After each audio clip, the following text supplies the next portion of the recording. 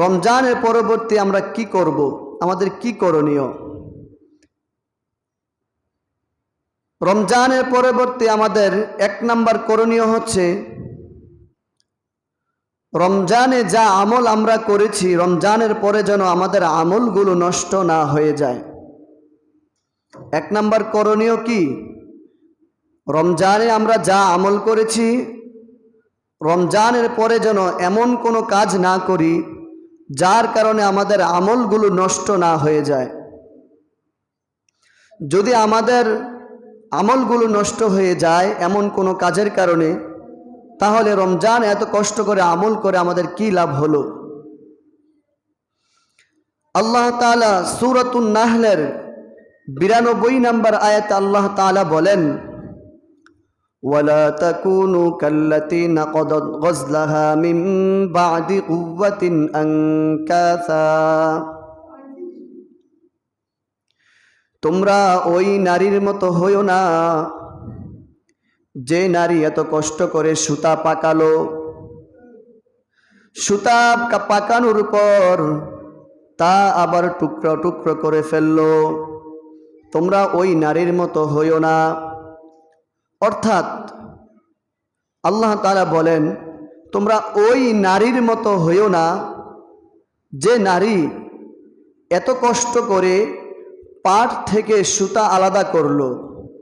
পাট থেকে সুতা আলাদা করার পর তা এত কষ্ট করে সুতাগুলো পাকালো, পাকানোর পর আবার সে এগুলোকে টুকরো টুকরো করে ফেললো। তোমরা ওই নারীর মতো হইও না।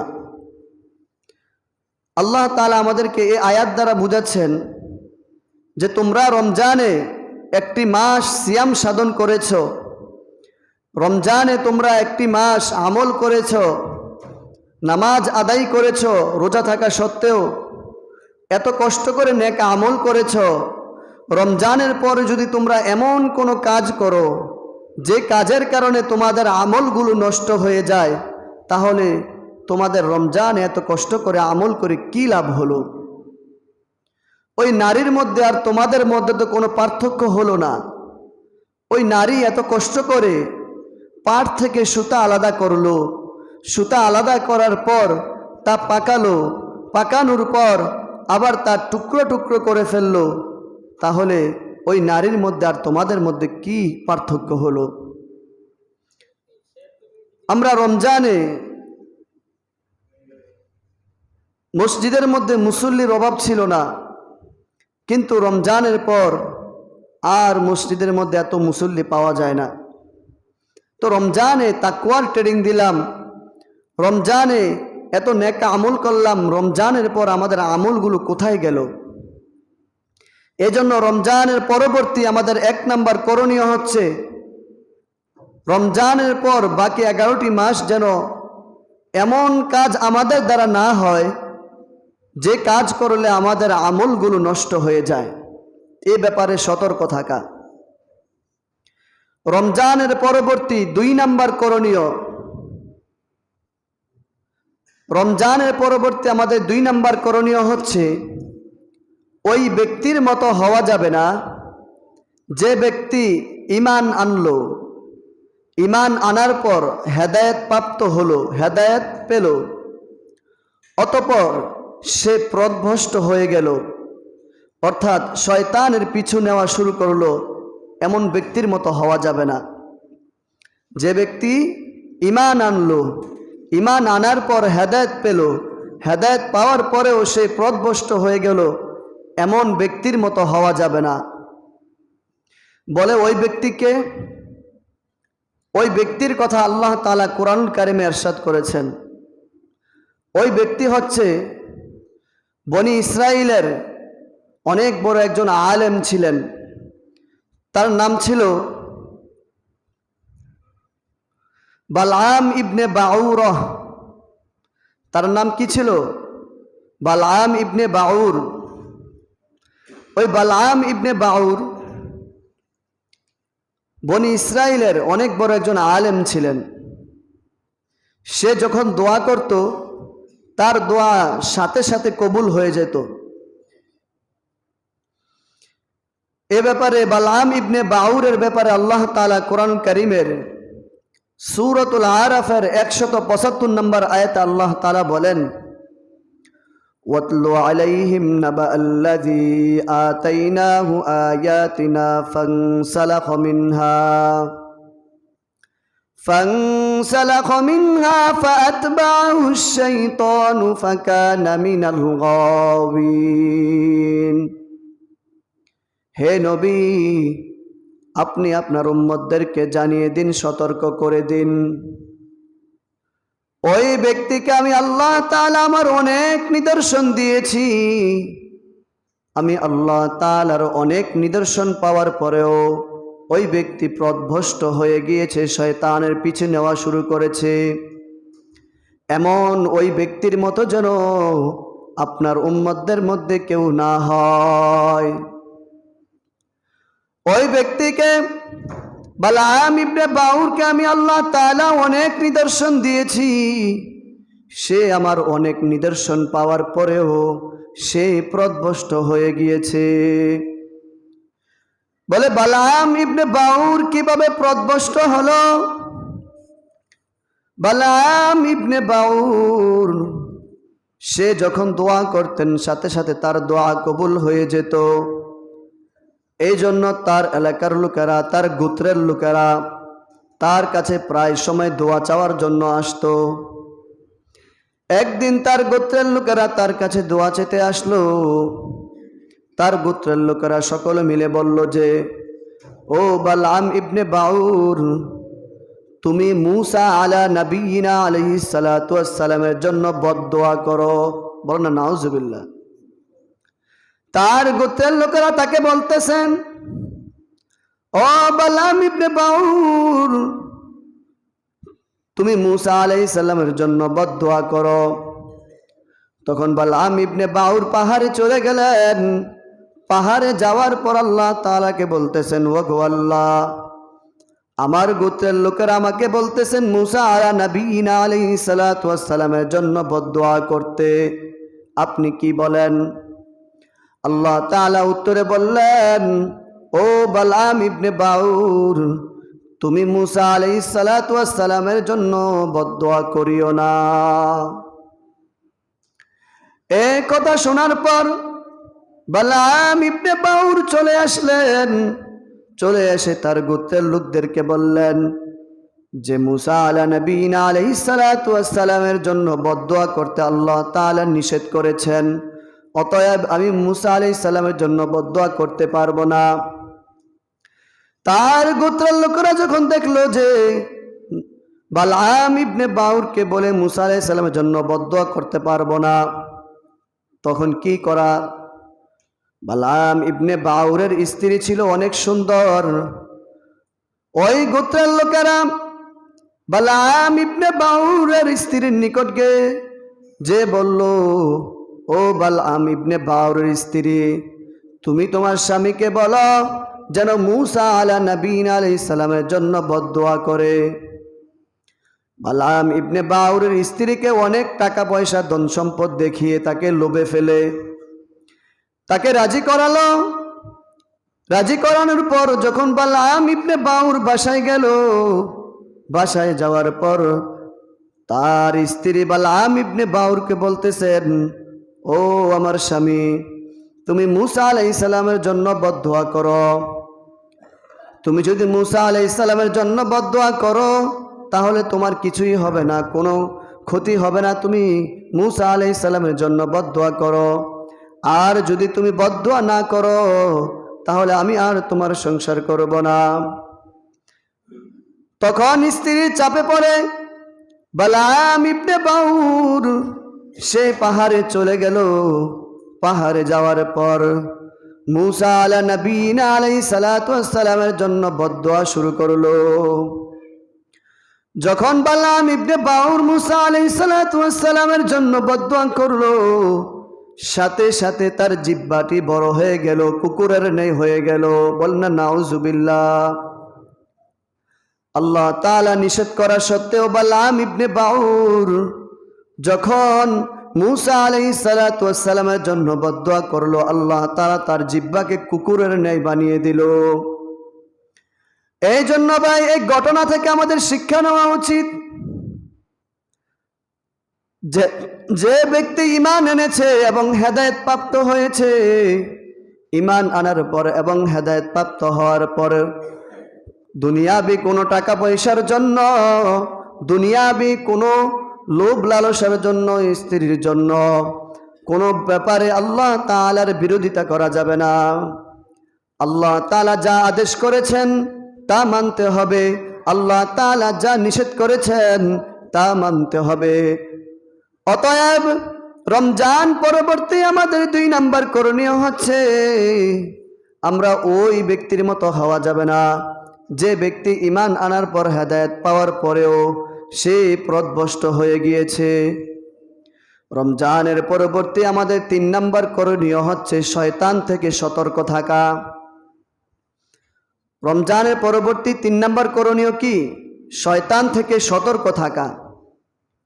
আল্লাহ তাআলা রমজানুল মুবারকের মধ্যে শয়তানকে শিকলবদ্ধ করে রেখেছে। রমজানের পর আল্লাহ তাআলা শয়তানকে ছেড়ে দিয়েছে। রমজানে আমরা যা আমল করেছি, যত নেকি কামিয়েছি, তা নষ্ট করার জন্য শয়তান উঠে পড়ে লাগবে। এজন্য রমজান পরবর্তী আমাদের করণীয় 3 নাম্বার করণীয় হচ্ছে শয়তান থেকে সতর্ক থাকা। আল্লাহ তাআলা সূরাতুল ফাতিরের মধ্যে বলেন, ইন্নাশ শাইতানা লাকুম আদুউন ফাত্তাখিযুহু আদুওয়া। আল্লাহ তাআলা বলেন, শয়তান হচ্ছে তোমাদের শত্রু, আর শয়তানকে তোমরা শত্রু হিসাবেই চিনো। শয়তান আমাদের শত্রু, শুধু শত্রুই নয়, প্রকাশ্য শত্রু। তাকে আল্লাহ তাআলা কি বলেন?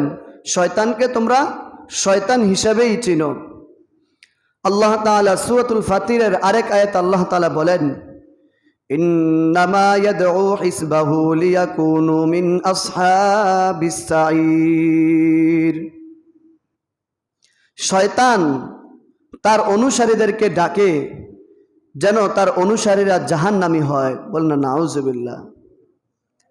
শয়তান, এই আয়াত দ্বারা বোঝা যায় যে শয়তান চিরতরে জাহান্নামী।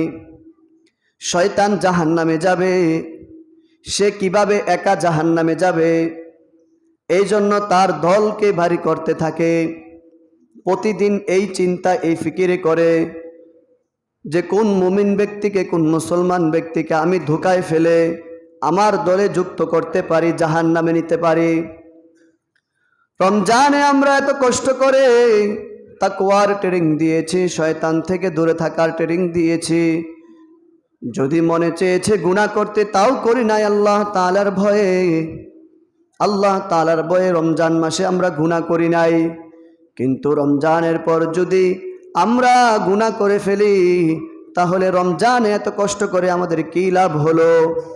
এই জন্য রমজান পরবর্তী আমাদের 3 নাম্বার করণীয় হচ্ছে শয়তান থেকে সতর্ক থাকা। রমজান পরবর্তী আমাদের 4 নাম্বার করণীয়, রমজান পরবর্তী আমাদের 4 নাম্বার করণীয় হচ্ছে নামাজ ছাড়া যাবে না, নামাজ ছাড়া যাবে না। রমজানে আমরা এত কষ্ট করে রোজা রাখার পরেও আমরা 5 ওয়াক্ত নামাজ পড়েছি। রমজানে এত কষ্ট করে রোজা রাখার পরে 5 ওয়াক্ত নামাজ পড়েও আমরা তাহাজ্জুদের নামাজ পড়েছি, নফল নামাজ পড়েছি, ইশরাকের নামাজ পড়েছি, চাস্তের নামাজ পড়েছি। সারাদিন রোজা রাখার পর 5 ওয়াক্ত নামাজ পড়ার পরেও আমরা রমজান মাসে কিয়ামুল লাইল আদায় করেছি। রমজানে এত কষ্ট করার পরে, রমজানে এত কষ্ট করে নামাজ শিখার পরে, নামাজ পড়ার পরে, রমজানের পরে যদি আমরা নামাজ না পড়ি, রমজানে ফজরের সময় আমাদের মুসল্লি হতো 2-3 কাতার, আর রমজানের পরে, রমজানের মধ্যে আমাদের মুসল্লি হতো 2-3 কাতার, আর রমজানের পরে ফজরের সময় মুসল্লি হয় 12-13 জন। আজকে 15 জন আসছে, 15-16 জন আসছে, অথচ রমজানে 3 কাতার পুরা যেত। রমজান তো গেছে, বেশি দেরি হয় নাই, 5 দিন হয়েছে, 6 দিন হয়েছে। এই 6 দিনের মধ্যে যদি আমরা নামাজ ছেড়ে দেই তাহলে আমাদের কি হলো? আল্লাহ তাআলার দেওয়া জান, আল্লাহ তাআলার দেওয়া মাল, আল্লাহ তাআলার দেওয়া সময়, সব কিছু আল্লাহর দেওয়া। আল্লাহ তাআলার দেওয়া সময়, আল্লাহ তাআলার দেওয়া জান, আল্লাহ তাআলার দেওয়া মাল, সব কিছু পাওয়ার পরেও দৈনিক কি 50 মিনিট সময় হয় না আল্লাহ তাআলাকে দেওয়ার? আপনি অন্ততপক্ষে ফরজ নামাজটা পড়েন। 4 রাকাত ফরজ নামাজ পড়তে 10 মিনিট সময় লাগে, তো 5 ওয়াক্ত নামাজ পড়তে 50 মিনিট সময় লাগে। সুন্নত, বিতির, নফল এগুলো আপনি পড়েন। কিন্তু রমজানে আমরা 5 ওয়াক্ত নামাজও পড়েছি, রোজাও রেখেছি, নফল নামাজও পড়েছি, অনেককে দেখছি তাহাজ্জুদের নামাজও পড়েছে। আর এত কষ্ট করে রাতে কিয়ামুল লাইল 20 রাকাত তারাবি নামাজ পড়েছি। অথচ রমজানের পর আমরা কোথায় গেলাম? তারাবি তো 2 কাতার মানুষ হতো, কিন্তু রমজানের পর ফরজ নামাজটার জন্য কেউ আসে না। কি লাভ হলো? রমজান এত কষ্ট করে নামাজ পড়ে। আল্লাহ তাআলা সূরাতুল ফুরকানের আল্লাহ তাআলা সূরাতুল বাকারার 238 নম্বর আয়াতে আল্লাহ তাআলা বলেন, হাফিজু আলাস সালাওয়াতি ওয়াস সালাতিল ওয়ুসতা ওয়া কুমু লিল্লাহি কানিতিন। হাফিজু আলাস সালাওয়াতি ওয়াস সালাতিল ওয়ুসতা, তোমরা তোমাদের নামাজকে যত্নবান হও, তোমরা নামাজের প্রতি যত্নবান হও, তোমরা তোমাদের নামাজকে হেফাজত করো।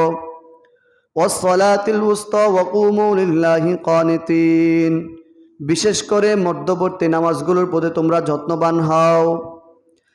আল্লাহ তাআলা নামাজের ব্যাপারে আল্লাহ তাআলা কুরআনুল কারীমের অসংখ্য আয়াত আল্লাহ তাআলা বলেছেন। নবী সাল্লাল্লাহু আলাইহি সাল্লাম আরেক হাদিসে বলেন, আউয়ালু মা ইউহাসাবু বিহিল আবিদু ইয়াউমাল কিয়ামাতিস সালাহ, কাল কিয়ামতের ময়দানে সর্বপ্রথম আল্লাহ তাআলা বান্দার নামাজের হিসাবটাই নেবেন। সর্বপ্রথম নামাজের হিসাব নেবেন। যদি সর্বপ্রথম নামাজের হিসাবে না দিতে পারি তাহলে বাকি হিসাব আমরা কিভাবে দেব? প্রথম রাউন্ডে যদি আমরা ফেল হয়ে যাই তাহলে আমরা দ্বিতীয় রাউন্ডে কিভাবে উঠব? একটু চিন্তা করি। অন্ততপক্ষে ফরজ নামাজটা পড়ি, অন্ততপক্ষে ফরজটা নামাজটা পড়ি। এই জন্য রমজান পরবর্তী আমাদের 4 নাম্বার করণীয় হচ্ছে নামাজ ছাড়া যাবে না। রমজান পরবর্তী 5 নাম্বার কাজ হচ্ছে, 5 নাম্বার করণীয় হচ্ছে আমরা নিয়মিত কোরআন তেলাওয়াত করা। রমজানে আমরা অনেকে কোরআন তেলাওয়াত করেছি নিয়মিত, মসজিদের মধ্যে অনেককে দেখেছি, যুবক বৃদ্ধ অনেকে দেখেছি কোরআন তেলাওয়াত করতে, কিন্তু রমজানের পর কাউকে আর দেখা যায় না কোরআন তেলাওয়াত করতে। রমজানে অনেকে কোরআন তেলাওয়াত করেছে, কিন্তু রমজানের পরে এখন আর কেউ কোরআন তেলাওয়াত করে না। এজন্য আমাদের রমজান পরবর্তী 5 নাম্বার কাজ হচ্ছে কোরআন তেলাওয়াত করা। রমজান পরবর্তী 6 নাম্বার কাজ, রমজান পরবর্তী আমাদের 6 নাম্বার কাজ হচ্ছে বেশি বেশি করে আল্লাহ তাআলার জিকির করা। আল্লাহ তাআলা সূরাতুল আহজাবের 41 নম্বর আয়াতে বলেন, ইয়া আইয়ুহাল্লাযীনা আমানু যকুরুল্লাহা যিকরান কাসীরা ওয়াসাব্বিহুহু বুকরাতান ওয়া আসীলা, হে ঈমানদারগণ তোমরা বেশি বেশি করে আমি আল্লাহ তাআলার জিকির করো, বিশেষ করে সকাল সন্ধ্যায় আমি আল্লাহ তাআলার জিকির করো। রমজান পরবর্তী 7 নাম্বার কাজ হচ্ছে সত্যবাদীদের সাথে চলা। যারা সত্যবাদী তাদের সাথে চলা। আল্লাহ তাআলা সূরাতুত তাওবার 119 নম্বর আয়াতে আল্লাহ তাআলা বলেন, ইয়া আইয়ুহাল্লাযীনা আমানুত্তাকুল্লাহ ওয়া কুনু মা'আস সাদিকিন, হে ঈমানদারগণ তোমরা আল্লাহ তাআলাকে ভয় করো এবং সত্যবাদীদের সাথে চলো। যারা সত্যবাদী, সমাজের মধ্যে যারা ভালো লোক সত্যবাদী তাদের সাথে তোমরা চলো। রমজান পরবর্তী আমাদের 8 নম্বর করণীয় শাওয়াল মাসে 6টি রোজা রাখা। রমজান পরবর্তী আমাদের 8 নম্বর করণীয় কি? শাওয়াল মাসের 6টি রোজা রাখা। তিরমিজি শরীফের 759 নম্বর হাদিস নবী সাল্লাল্লাহু আলাইহি সাল্লাম বলেন, হযরত আবু আইয়ুব আনসারী রাদিয়াল্লাহু তাআলা আনহু থেকে বর্ণিত হাদিস, নবী সাল্লাল্লাহু আলাইহি সাল্লাম বলেন, মান সামা রমাদানা সুম্মা আতবাহু সিত্তাম মিন শাওয়াল কানা কাসিয়ামিদ দাহর। যে ব্যক্তি রমজানের রোজাগুলো রাখলো অতঃপর শাওয়ালের 6টি রোজা রাখলো, আল্লাহ তাআলা তার আমলনামায় 1 বছর রোজা রাখার সওয়াব দান করবেন। এজন্য শাওয়ালের 6টি রোজা রাখা। শাওয়ালের 6টি রোজা রাখার ক্ষেত্রে কিছু প্রশ্ন আসে। 1 নম্বর প্রশ্ন, 6টি রোজা কিভাবে রাখবো? 6টি রোজা আপনি মাসের শুরু, মাসের মধ্যবর্তী এবং মাসের শেষ আপনার যেই সময় ইচ্ছা হয় রাখতে পারবেন। 2 নম্বর প্রশ্ন, শাওয়ালের 6 রোজার ক্ষেত্রে কি ধারাবাহিকতাভাবে রাখতে হবে নাকি ভেঙ্গে ভেঙ্গে রাখবে? তাও আপনার ইচ্ছা, ধারাবাহিকভাবে রাখতে পারবেন, ভেঙ্গে ভেঙ্গেও রাখতে পারবেন। 3 নম্বর প্রশ্ন, যাদের রমজানের ভাঙতি রোজা আছে তারা কি আগে ভাঙতি রোজা আদায় করবে নাকি শাওয়ালের 6 রোজা রাখবে? এ ব্যাপারে রাসূল সাল্লাল্লাহু আলাইহি সাল্লাম বলেন যে উত্তম হচ্ছে আগে রমজানের ভাঙতি রোজাগুলো রাখা, অতঃপর শাওয়ালের 6 রোজা রাখা। এজন্য আল্লাহ তাআলা আমাদেরকে এতক্ষণ পর্যন্ত যা কিছু বললাম, আল্লাহ তাআলা সর্বপ্রথম আমাকে পালন করার তৌফিক দান করুন, অতঃপর আপনাদেরকে পালন করার তৌফিক দান করুন। সকলে বলে আমিন। ওয়া আখিরি দাওয়ানা আলহামদুলিল্লাহি রাব্বিল আলামিন।